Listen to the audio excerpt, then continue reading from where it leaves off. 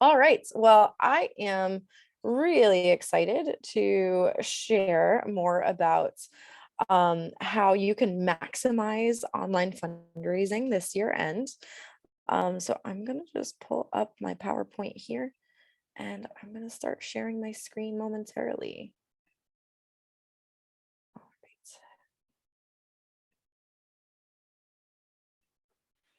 right. Okay, so welcome everyone to my session at the year-end fundraising fair on how to maximize online giving for year-end 2021. Those of you who don't already know me, my name is Candace and I run content and education here at CauseVox. And you just heard my whole spiel about CauseVox, but you can use CauseVox to raise more with less effort this year. And so if you're interested, we actually are giving 50% off anyone who books a demo today. So feel free to go ahead and do that and we'll get you that discount and hopefully help you raise more this year end. But a little bit more about the session agenda. I'm going to talk a little bit, just give a little background around trends at the moment. And then we're going to talk about 3 things you can drop from your year-end plans, and then 6 ways you can raise more this year end. And hopefully we'll have some time for Q&A. So let's kind of set the stage here. Where are we? So in 2021, online giving is really booming. And this is even just shown from the 2020 statistics that total online revenue grew by 32% in 2020. This is coming after years of really high levels of growth. I think, 2018 and 2019 saw 23% growth in online revenue combined. So this is huge jump in online giving. And it makes sense, right? I mean, all of us had, we had lockdown, or a lot of us were interacting from our homes. There was a lot of virtual events. And so this does speak to, I think, the overall trend that online revenue for nonprofits is only going to continue increasing. And I think at rates that we haven't seen before. So all of us are more used to interacting online. Even my grandma and I were on a Zoom call. So people are getting more used to interacting in the online space. And I think that is the same because people are donors. We're going to see even more great increases in online revenue. Another really interesting insight from the fundraising effectiveness project was that there was an 11.4% increase in new donors in 2020, which is really interesting. And a lot of the data shows that the increase was driven by actually more people giving rather than people giving more. So there's a lot of new people giving, and there's a lot, more people giving.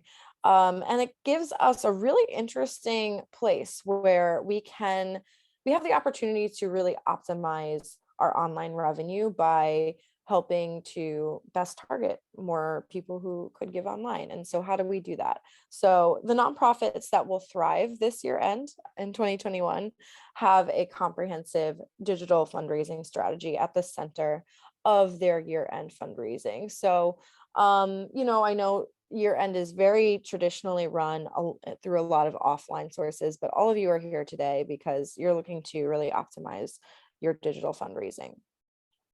And all of this really just starts with having a plan in place. I think the more that we plan out our year-end fundraising goals and we have, it mapped out the ways that we want to interact with our donors, whether it be offline or on social media or through email, and just kind of mapping out not only how you're going to be interacting with donors, but segmenting out who we're going to be asking through those different channels is really, really essential. And I think another big essential part of year-end fundraising itself is to actually have a really transparent goal. What are you trying to accomplish with this year end? People do give during year end because it is a charitable giving season, but the more that you're able to really effectively communicate what you're looking to raise and why you're looking to raise it specifically during this time of year, and setting any other goals around it, the more effectively you'll be able to engage people. So there's a lot of different channels. I think most of our sessions today are kind of targeted towards these different channels. So we talked about direct mail. We talked about doing an email campaign. One of the things that I want to talk about a little bit is featuring your year-end fundraising on your website and getting attracting people to your donate button from there.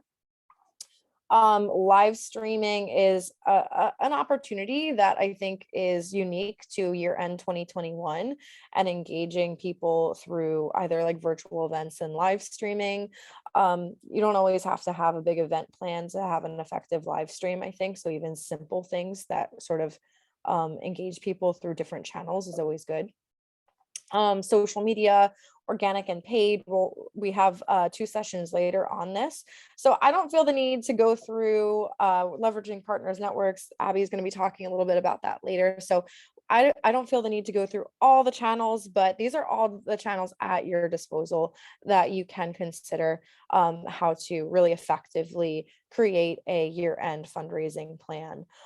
So I have a resource for you. So if you want to go ahead and map out all of these communications and just an organized calendar, you can actually download the calendar template at causevox.com/blog/year-end fundraising timeline. I'll go ahead and also put that in the chat as well.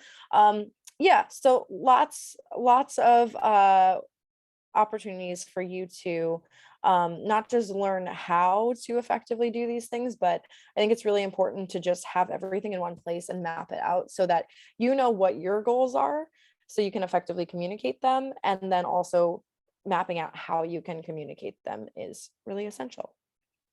So yeah, with that being said, I just wanted to point you towards that resource because I really think it's helpful. There's a download link I'm placing in the chat right now, actually. But I want to talk a little bit about what 3 things you can drop this year and from your plan so that you, kind of make the way to optimize your year-end fundraising. So the first thing is in-person events. This probably should not be a big surprise for you, but I know sometimes we'll do events at year end, and really your in-person only events are really not exactly the plan that you want to have in place. I think that there's a lot of opportunities for hybrid fundraising, doing some partially in-person events with a limited amount of people so it's safe, and also catering to those who can't or don't feel comfortable coming to events at this time, and having that online component to it, or just going all virtual is always an opportunity as well. So Mentor New York noted that they cut costs 87% when they did a virtual event. So they actually built out a virtual award ceremony that they ran out through CauseVox, and they ended up taking home so much more than their in-person event because they also cut out a lot of the costs that it takes to run an in-person event, and drove more people online than ever before. So something to think about to replace those in-person events that you might have had planned for year end, but probably didn't. I want to talk a little bit about auctions. I get this question sometimes, and I think it's really interesting because if you were planning an event this year end, auctions usually are part of it. There's a lot of opportunities for gift giving and all of that. I would caution against using auctions at this time. I've seen organizations do it, but mostly I think it's harder to do auctions really well online. There is like a certain component that I think is in person, and the software out there that I've seen isn't fantastic, to be honest, but you can do it, right? I mean, but there's also less gifts that are available from small businesses. I think a lot of businesses are still struggling during the pandemic, and prices of everything have increased. So it's a tricky time. And a big part of auctions typically are gifts. So trips are kind of hard to plan. So I would maybe leave those out of it. And ultimately, auctions take a lot of your time. So I would suggest if you are planning on doing an auction, it's probably better to invest that time into your online fundraising strategy so that you can have a bigger impact, while, instead of trying to figure out this auction that maybe you wanted to do, but most likely can't. But number three is clunky software. So I think all of us have had the experience of trying to donate online, or not even just donate, but trying to fill out a form online or do something online. And it just was outdated and really difficult to use. Maybe you're on your phone and it didn't look right, or didn't respond right. Donors are 38% more likely to give on responsive websites. And this is like actually a little bit outdated. So I would probably think that this has increased a lot in recent years. So it's never been more important to have a really good fundraising software that you're driving your donors to, because donors today, especially after interacting online in so many ways over the last 2 years, they're really expecting a great experience, that it should be as easy to give to your organization as order something on Amazon. So the unfortunate thing is if it's hard for people to give online, people are going to walk away. So my biggest tip for really optimizing your digital fundraising is my biggest tip to really maximizing your fundraising this year end is optimizing your fundraising so that you have the biggest impact and raise the most possible. So with that being said, I want to talk a little bit more about 6 ways you can raise more this year end online. So there's a few different ways you can increase your fundraising. So how you can drive fundraising growth typically falls under 3 categories. It either helps you acquire more donors, increase gift size, or increase donor retention. And certain fundraising strategies that I'm going to go over do all 3. But I'll try to point out the ways specifically each different strategy is helping you get a higher fundraising amount online. So my first suggestion for this year end, I think will really streamline your fundraising and help you just really organize everything, is to drive everyone to one place. And so we've seen so many different year-end campaigns here at CauseVox do so well by just pointing everyone to one place to give during year end. And you do have, those offline donors, but what you can even do is, represent those offline donors online as well. So year after year, time after time, we've seen that dedicated campaign sites like this really help to streamline fundraising for year end, because fundraising is especially during year end typically takes place over 45 days. And so what better way to sort of organize it and drive urgency through the end of the year than having one place where people can go back to and keep track of fundraising progress and see how everything works out through the end of the year. So one of the things that I recommend that you do is to keep it all organized in one place. You can create one main campaign site to drive donations through. This again helps you communicate your goals really well. So all of those goals that you map out using that calendar template, or just even goals that you already have set, it exposes those goals to your donors and gets them invested to see you reach the end of that goal, right? Where there's not a lot of transparency if you're driving someone to just a donation form about how much you raised, but your donors can actually join in and celebrate with you when you reach that goal at the end of the year. You can always add in cash checks and other funds that you raise outside and reflect them on the campaign site as well, so that it does give you a place for you to keep all that data, so that you are only referencing one place at the end of this to do all your reconciliation.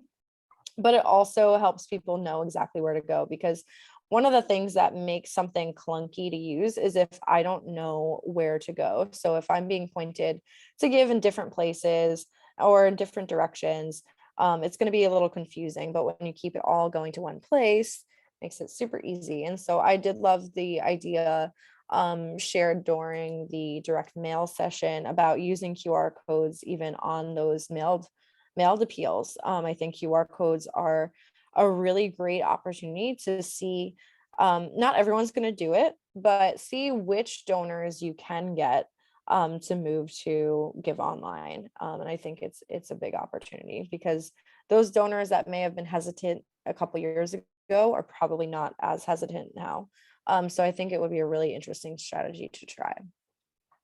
One of the things that I just think would be great is to select a software that makes it easy for donors to give, as well as for you to set up and manage. So the last thing you want to do with year end is have it be hard for your donors to give or hard for you to manage. So CauseVox can help, but there's tons of great software out there that can also help you really streamline all of your donations this year end. But if you're interested in learning more, I'd be happy to share.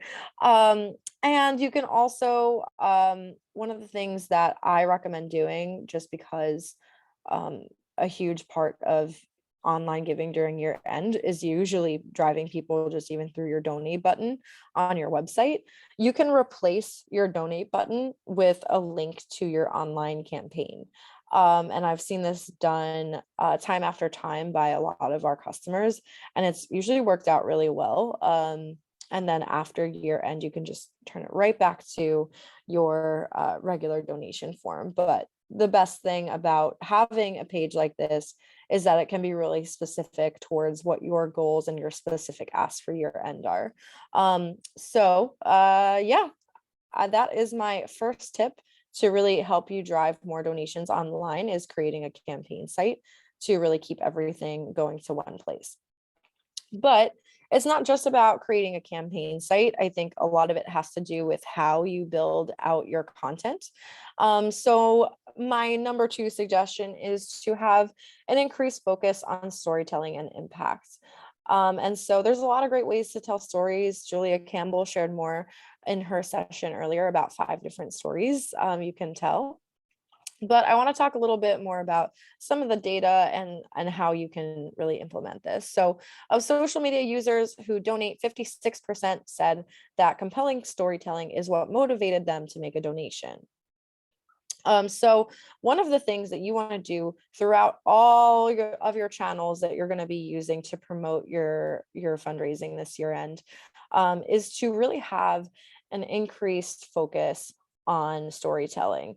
And what better way to do this than to have a really great story as part of your fundraising appeal?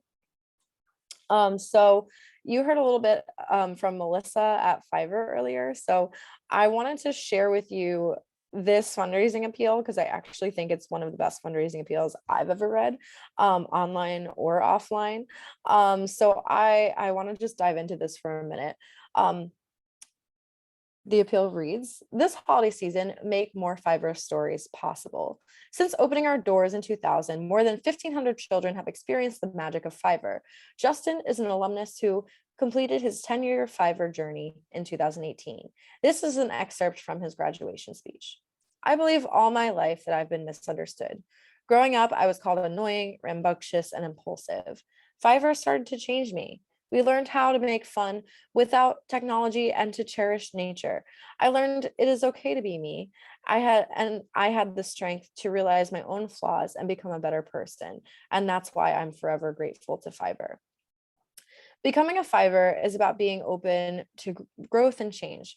We have built a supportive community and culture where young people can take healthy risks, find their purpose, and address their weaknesses. In a space devoid of judgment and filled with affirmation and kindness, Fiverrs like Justin develop an authentic sense of self. With confidence and direction, they are ready to make an impact on the world. And then there's a picture of the graduates from that year. And the call to action says, with your support, we can continue this important work, making more transformational journeys with Fiverr possible. In this season of giving, we hope that you will consider investing in our youth and with a donation today. So one of the things that I think this does really well is it really focuses on the story by including a direct quote from one of the kids who had been through their programs. I think direct quotes are even better than just telling a story as a third person, just because you're able to immediately, as the donor, connect with the story, and hear the voice of the person who's the central focus. But I think there's a lot of things that this appeal does well. So it's also impact focused. It reports on 1,500 children have experienced the magic of Fiverr. It's brief. I read that all in less than a minute. And there's a lot about mission-based language to tie it all together into a strong CTA, where people are asked to make a donation, not just during the giving season, but today. So that is one of the best things that you can do, is to really set yourself up with a compelling story and a compelling appeal on your page. And I wanted to share a little bit more about how you can make this even more impactful. So not only do you want to share impact and share stories on your campaign site, but you also want to really connect that on your donation form. So 68% of donors agree that knowing how their donation makes an impact is important to their gift. And something one of our customers reported back to us is that they experienced a $100 increase in average gift size with impact-driven donation tiers. So donation tiers are basically when someone goes to make a donation and that donation form pops up, it's all the suggested levels of giving. And this is also what Fiverr did on their page, where they actually had these different levels, but maps out exactly how $50 and $100 and $250, or whatever the gift size is, makes an impact. And so I know that for a $25 gift, my gift will provide a summer readiness pack for one camper.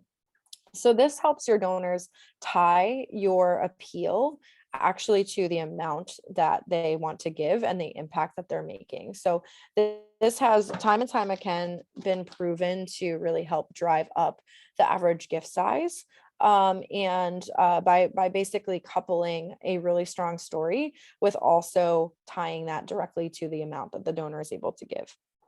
So that is a really great way to increase gift size through your donation form as part of your campaign. And one of the things that you also want to keep in mind is that the storytelling isn't just on the campaign site. Of course, it's going to be across all of your messaging through different channels. So you want to really capture stories in multiple mediums. Like that one is written down in a quote, but I'm sure that was also the quote from Justin. That was his graduation speech. I'm sure that's on video somewhere. They could also go ahead and cut a little video around it and share that on social media. So there's a lot of ways that you can repurpose the stories that you're using and tell them across multiple mediums so that they're easy to be shared and easy to be digested, no matter how your donors prefer to digest content and where your donors prefer to interact with your organization. One of the best things that you can do as well is to not just, because one of the great things about the Fiverr appeal, I think, is that it invites the donor into the journey of making more Fiverr stories possible. But also one of the most powerful ways that you can really amplify your reach this year end is also by encouraging your community to share their own stories as well. So this is just an example from Stupid Cancer. So it says, today is National Scar Appreciation Day. Our scars make us unique and our stories behind them make us strong, and they are encouraging people. They said, this photo comes from Patrick. Thank you so much for sharing this beautiful picture with Stupid Cancer.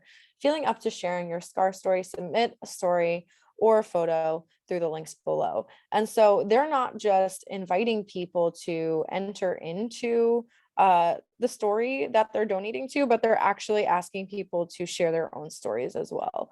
So this is a great way to take your appeal and your story beyond just what you write and get your whole community invested by getting them to share their own stories. And so that really kind of makes it catch on in a different way, where people feel ownership over the campaign and not just that they donated to it. So it's kind of, yeah, going beyond just the appeal. But I did want to kind of reiterate that having a great fundraising appeal is really essential to driving more gifts, because it makes it, again, really clear to the donor how and why they should give. And so I have some of these components listed out here, but I wanted to also point you all to the year-end fundraising appeal workshop tomorrow. Where I'm gonna dive deep into what really makes a year-end fundraising appeal compelling. I'm going to go over some more examples, and I'm also going to invite you all to write out an appeal. If you have one already, great, you can bring it. Basically, we'll workshop all of your appeals, and I'll even do one-on-one reviews afterwards to really help you get your appeal strong and able to raise more this year end. So that's tomorrow at 1 p.m. So that's for VIPs. So you can always do some sharing for the year-end fundraising fair and get a free pass if you're interested, or just buy the VIP pass. It's $75. Sorry, I feel like I'm plugging a lot of stuff, but it all ties together. So, so my third suggestion is to optimize your donation page so that you can raise more this year end.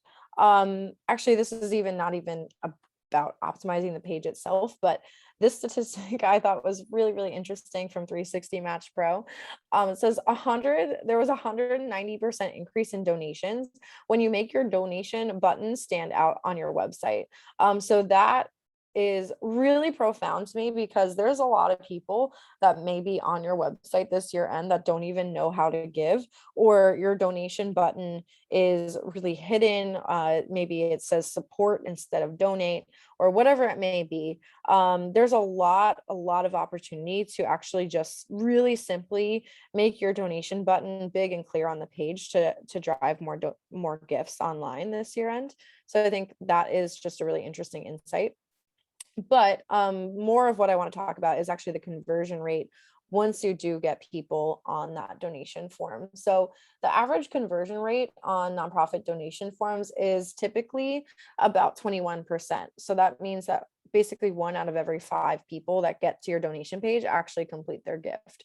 So that is a huge opportunity to acquire more donors by increasing the conversion rate, and also getting donors to hang out with you for a while and stay as committed donors. So I have a few statistics to throw at you here. So conversion rates increased 50% when form fields were lowered from 4 to 3. So this tells us that if your donation form has too many fields and you're asking donors a lot of questions that I'm sure you do want to know about them, it's just going to hinder you. So by really reducing the amount of form fields that your donors have to fill out in order to complete their gift, you're going to get a lot more donations. And then once they donate, you can ask more questions about, their employers, or why they chose to give, or any of those details like after the fact. So I think that's a huge opportunity to increase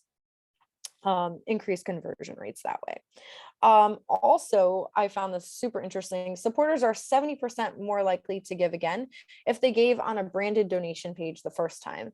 So a lot of the donation forms that I see on donors' websites are either, redirecting to something general like a PayPal page, or redirecting to other third parties.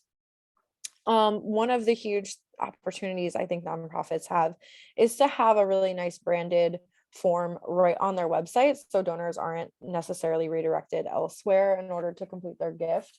I would say this with the caveat of year-end fundraising. If you're directing people towards a specific fundraising initiative, I think that makes sense. But in general, that page can even be branded with your logo and all of your details so that people know and trust the site that they're giving on. So it not only helps you get more donations, but helps people come back and donate again later.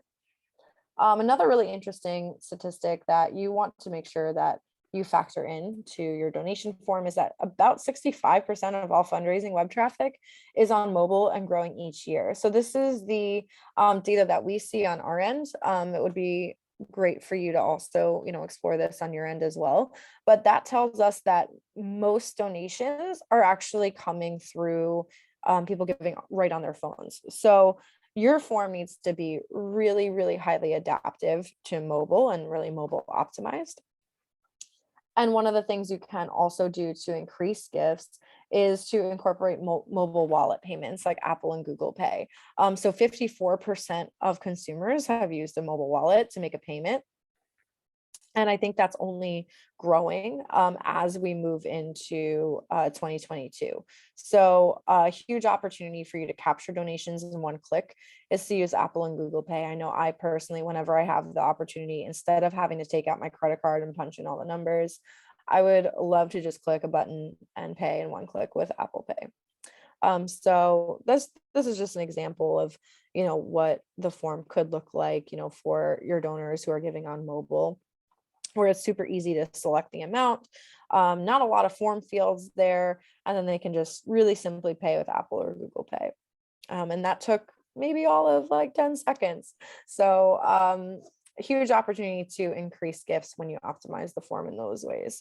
And thanking your donor within 48 hours made them 400% more likely to give again. So this tells me that if you are using a software that doesn't automatically send out receipts on your behalf, you're going to end up kind of losing out on donations in the future. So all of this to say is that you need a great donation page in order to capture more gifts online, whether it's just getting more people through the door and acquiring more donors, or getting them to increase their gift size by, also optimizing your donation tiers and your experience. So something to think about this year end is take a look at your donation form on your website. Is it easy to give on your mobile device? Are there mobile payment options? Are there a lot of fields? And see how long it takes for you to actually make a donation, and just think about the experience that your donors have, because again, donors are really, these days, online donors, I'm one of them. I'm used to being able to make a purchase online in like 15 seconds from Amazon or any of those other companies. But yeah, is it as easy to make a donation to your organization as it is to purchase something on Amazon? Just kind of food for thought as you look at your donation form.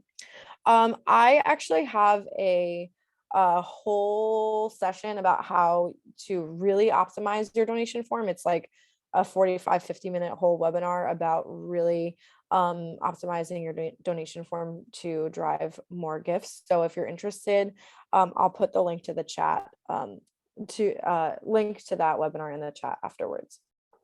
All right. Something that I think is one of the biggest opportunities to stand out during year end is actually using peer-to-peer fundraising.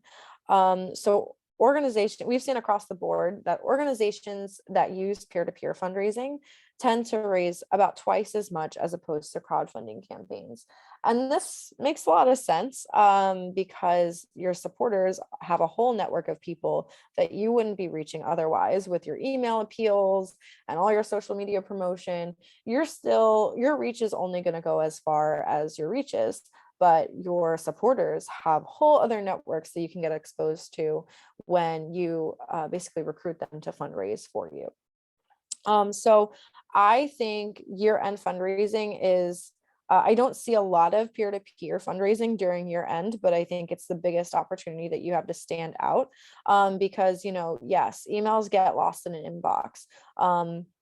But when a friend asks somebody to make a gift to them and this nonprofit that they're supporting during the holiday season, you're going to really stand out over and above a lot of the other fundraising initiatives. So that goes for year end and Giving Tuesday. I think Giving Tuesday is also one of the biggest opportunities to stand out the day of.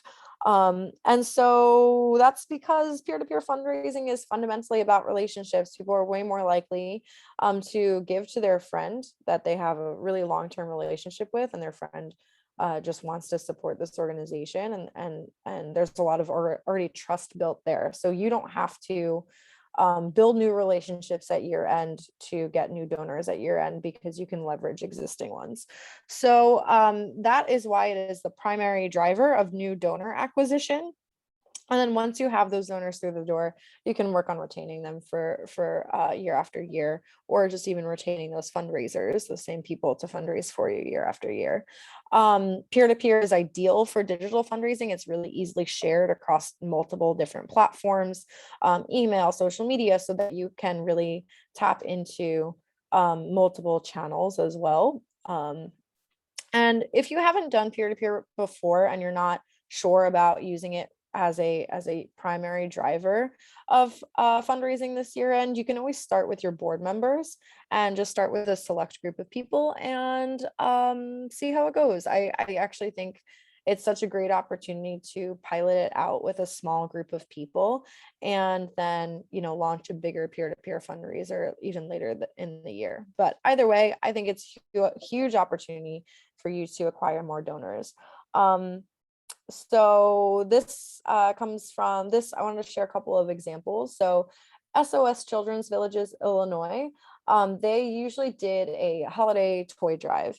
And so with COVID, they weren't able to actually receive the toys physically. So instead, they drove their partners and supporters and sponsors to instead give online, as well as create peer-to-peer pages. So a lot of the peer-to-peer pages were like actually teams from their partners. So you can see HW Lochner, PHMG, Swiss Hotel.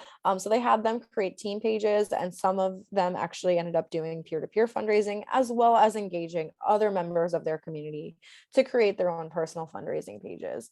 And Amy, who ran this campaign, was really surprised. She actually wasn't sure how this whole campaign was going to go. And she came back and said that 75% of the new donors that they acquired in 2020 throughout the whole year came through this holiday giving campaign. So it really does take off in a way that goes beyond your reach and into the reach of all of your supporters. Yeah, huge opportunity for new donors. Fiverr, who you heard from earlier, has been using this year after year for their Giving Tuesday campaign. And you can see how Eric, who's one of the board members there, really told a little bit more about his story and made it personal to him and shared through his networks. Faith in Action, National and network federations, they do a Together We Give campaign every year, where they engage their local leaders, their local chapter leaders, to do peer-to-peer for their whole year-end fundraising initiative. And one of the things that consistently makes it successful as well is not just getting activating those people to fundraise, but it's also equipping them to fundraise.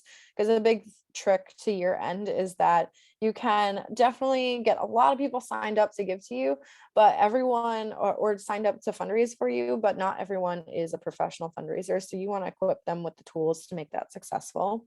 So what they ended up doing is creating this really awesome toolkit that gives them all of the tips and tricks and strategies and sample emails and even social media posts that they can copy and paste and send out in order to really amplify their peer-to-peer efforts. So it's a great opportunity if you are interested to incorporating peer-to-peer into your year-end fundraising.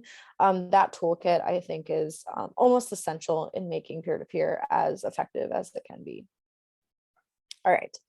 Tip number 5 is to get a match. So I won't spend a lot of time talking about this. I think Abby Quinlan is going over some of this in her presentation on sponsors later today, but basically the data shows that there was a 50% increase in gift size when there's a match in place. So you can really easily amp up the gift size if you simply have a matching gift in place for your year-end campaign or your Giving Tuesday campaign. So Cougar College does this year after year.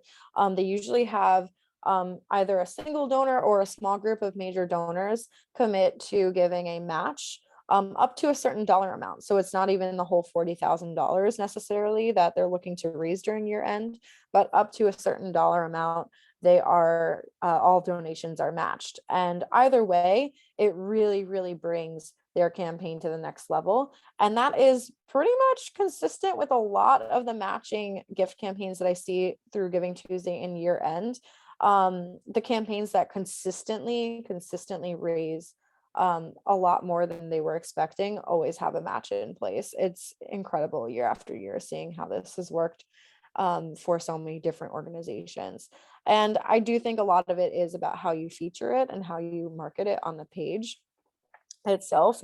For example, with this one, they focus it front and center that all of the donations up to $15,000 are going to be matched.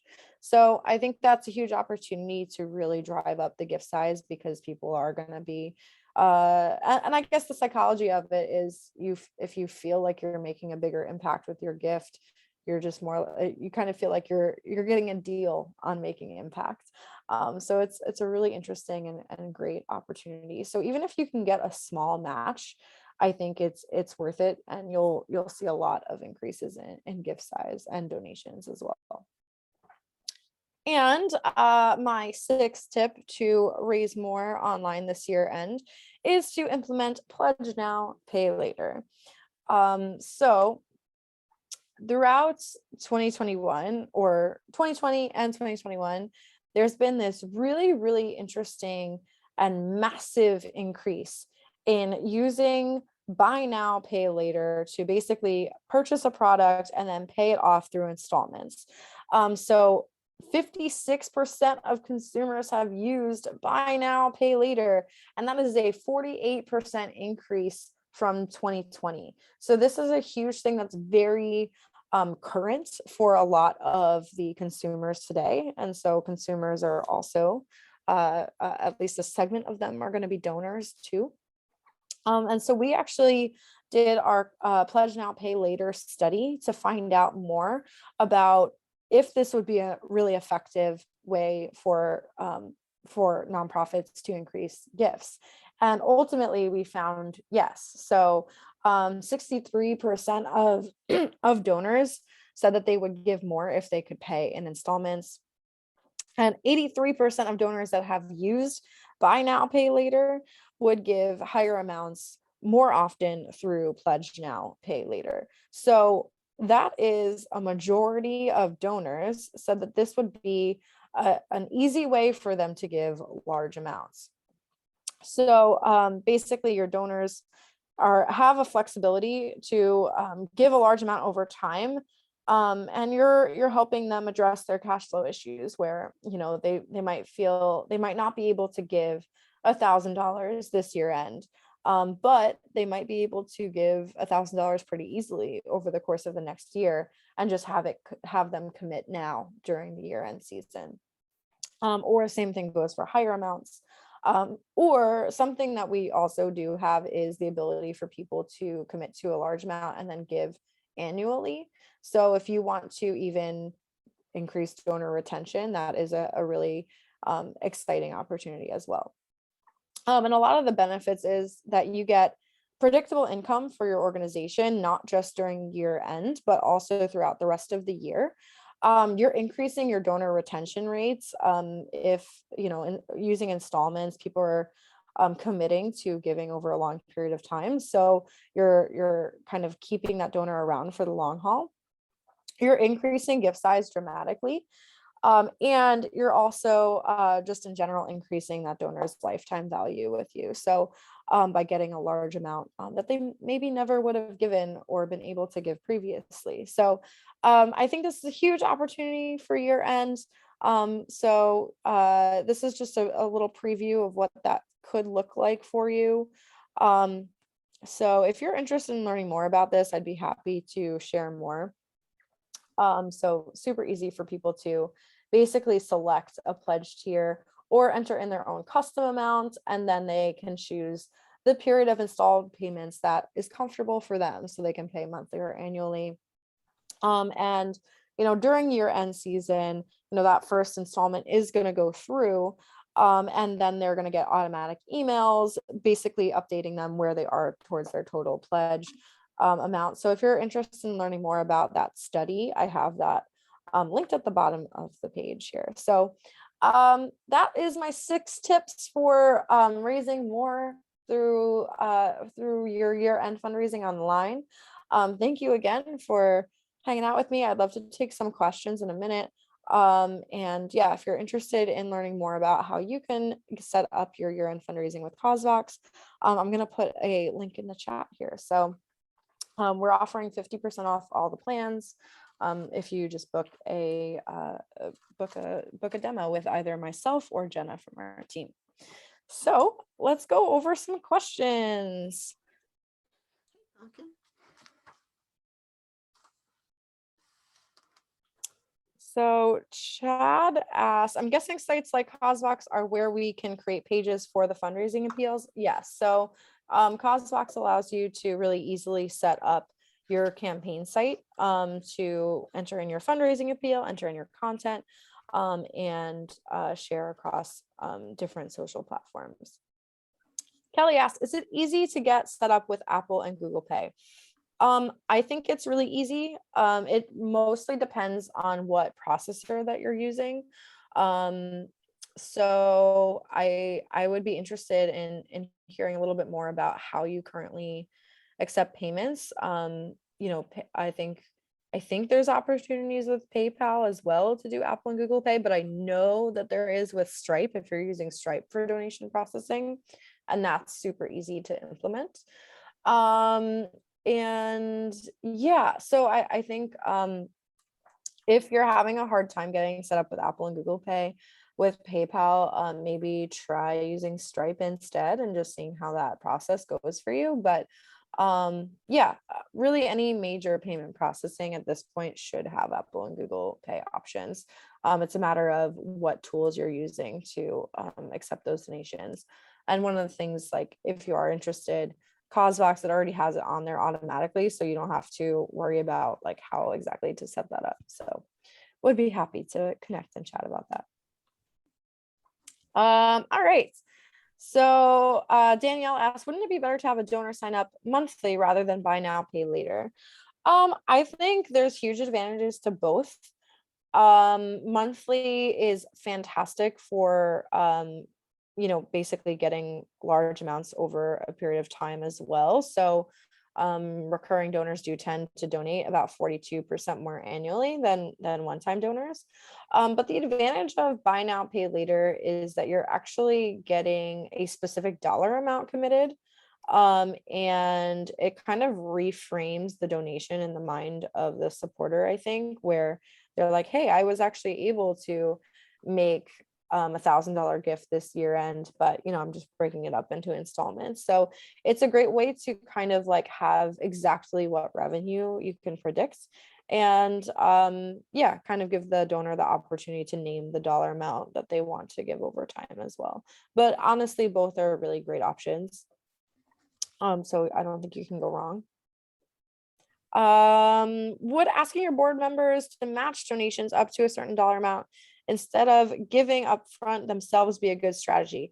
I think that's a fantastic strategy. So if you don't have a matching gift in place already, asking them to put a match in, again, like up to a certain dollar amount, is a fantastic way to get that donation from your board and then repurpose that to help drive up gifts during your year-end campaign.